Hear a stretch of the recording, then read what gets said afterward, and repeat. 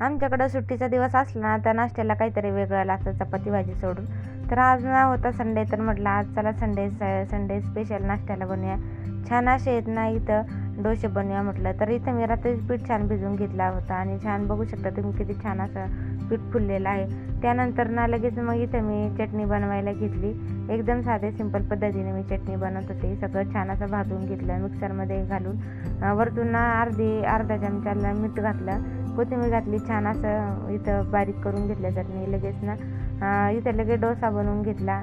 तव्यावर ना तेल टाकलं थोडंसं नॉर्मल आणि आपला छान असा डोसा पसरून घेतला आणि दोन्ही साईडनं छान असं भाजून घेतला. तेल लावून आपल्याला छान एकदम कुरकुरीत भाजून घ्यायचं आहे. आणि बघू शकता आपलं छान असं इथं डोसा तयार आहे, सोबतच चटणी पण मस्त. आज आमचा संडेचा नाश्ता झाला. लगेच आभीला पण दिला, तुम्ही पण नाश्ता केला, मी पण नाश्ता केला. तुम्ही डिटेलमधला व्हिडिओ मी ना चॅनलवर अपलोड केलेला आहे, हवं तर तिथे जाऊन तुम्ही बघू शकता. आणि व्हिडिओ आवडल्यास व्हिडिओला लाईक करा आणि चॅनलला मात्र सबस्क्राईब करा. आणि तुमच्याकडं संडेला काय थीम नक्कीच